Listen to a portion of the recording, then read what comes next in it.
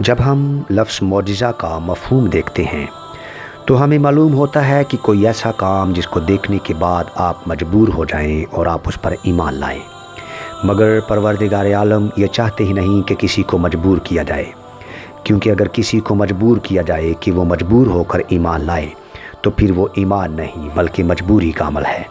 اس لیے پروردگار آپ کو مجبور نہیں کرتے بلکہ آپ کو راستہ دکھاتے ہیں، نشان دکھاتے ہیں، معجزہ دکھاتے ہیں، تاکہ آپ کو معلوم ہو جائے کہ یہ معجزہ، یہ نشان آپ کو کس حقیقت کی طرف لے کر جا رہا ہے۔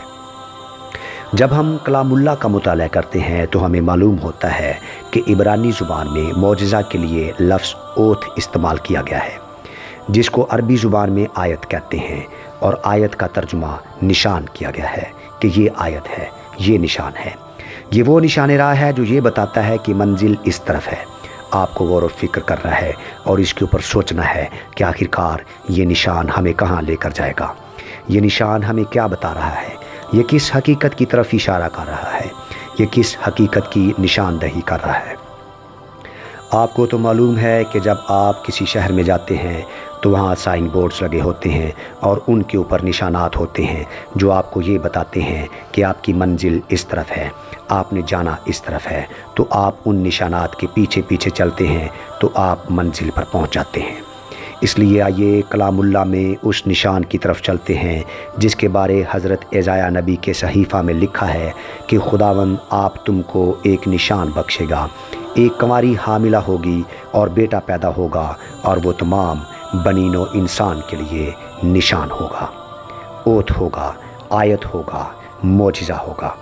کیونکہ بنی اسرائیل اور انبیاء اکرام نشان مانگتے آئے ہیں، اور یہ نشان اس بات کی نشاندہی اور تصدیق تھی کہ خدا ان کے ساتھ ہے۔ کلام اللہ کے مطالعہ سے ہمیں معلوم ہوا کہ مسیح کی پیدائش معجزہ یعنی نشان ہے۔ اب آپ کو غور و فکر کرنا ہے کہ یہ نشان آپ کو کہاں لے کر جائے گا۔ یہ نشان آپ کو بتاتا ہے کہ آپ کی منزل کس طرف ہے۔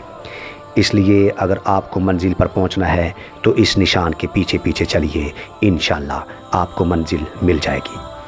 اگر آپ منزل مقصود پر پہنچنا چاہتے ہیں تو پھر اس کا دامن تھام لیجئے جس نے کہا صراط مستقیم میں ہوں، یعنی سیدھی اور سچی راہ میں ہوں،